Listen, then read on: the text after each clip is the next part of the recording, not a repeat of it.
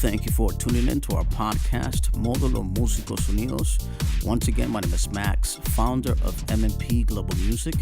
You can visit our webpage at mmpglobalmusic.com. All of our information is available in Spanish as well as in English. We do provide label services, independent services for artists, musicians, producers, songwriters. You can feel free to check our webpage. We're also proactive in businesses in utilizing licensed music.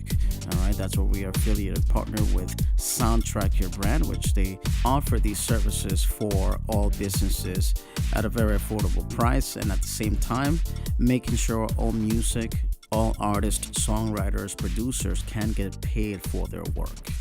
If you're a business owner, you would want to make sure that you're not penalized for utilizing unlicensed music. Okay, so just feel free to check the information. Soundtrack Your Brand covers all licenses for you. Very well. On this episode, we'll follow up on a case that we discussed earlier, a few episodes back. And this is regarding the labels versus Cox Communications. So the latest on this case, which originally was BMG versus Cox Communications, and then eventually all the labels, or the major labels, Universal, Sony, Warner, also are in the side of BMG, meaning they're the plaintiffs. And in the very latest on this case, Cox Communications will be disclosing the identities of 2,793 business subscribers to the RIAA.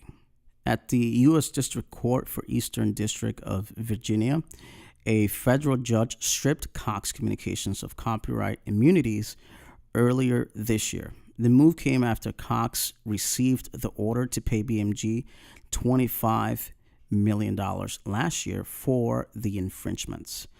The same judge recently denied the internet service provider, that is Cox Communications' request to change the courtroom venue to its home district of Georgia. All right, so the case would have to stay in Virginia.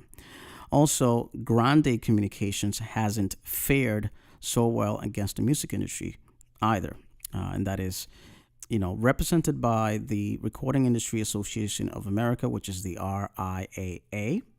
Major labels, including all that we mentioned earlier, Sony, Warner, and Universal, scored a victory.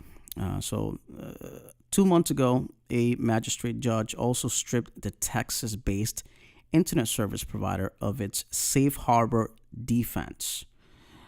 All right, that's guaranteeing the RIAA a win. All right, so more recently, the music industry has set its sights on Charter Communications. Charter Communications will be expecting a lawsuit very soon. Filing a 27-page complaint in Colorado federal court, Warner Brothers Records, Atlantic Recording Corporation, Sony Music Entertainment, and Universal Music Corporation, among many other music companies, accused Charter Communications of contributing to and profiting from subscribers. All right, that's a massive copyright infringement. Now, with each internet service provider nearly down and out, one has undertaken a surprising legal tactic. Both parties have agreed the internet service provider will hand over the names, payment information, and addresses of businesses' subscribers who may have downloaded illegal content. All right, so that will be a major problem. Promptly signed by U.S. District Court Liam O'Grady, Cox must now identify 2,793 business subscribers who received infringement warnings between February 1st, 2013 and November 26, 2014. So this case is getting very intense. Under the proposed order, Cox will first notify business subscribers who have the option to contest the decision. Should they fail to do so, the labels will receive their personal information. Under the stipulated protective order, the public won't have access to affected businesses, subscribers, names, or addresses. Only attorneys for both sides will see the highly confidential information. It is still unclear whether the RIAA plans to take every Cox Business subscriber to court. So that's yet still to come. So this case extends, is the least that we can say. It's very intensive. We'll follow up and we'll do a part 3 of this case.